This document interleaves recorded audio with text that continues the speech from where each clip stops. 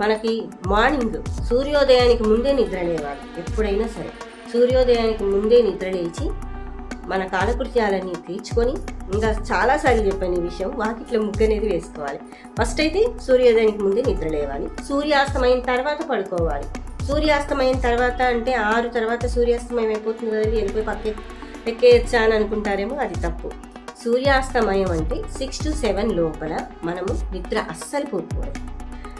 ఆ టైంలో ఏంటంటే మహాలక్ష్మీదేవి అడుగునే టైం అన్నమాట. కాబట్టి ఆ టైంలో దరిద్ర దేవతని మనం ఆహ్వానించుకోవాలి. దరిద్ర దేవత అంటే ఎవరు?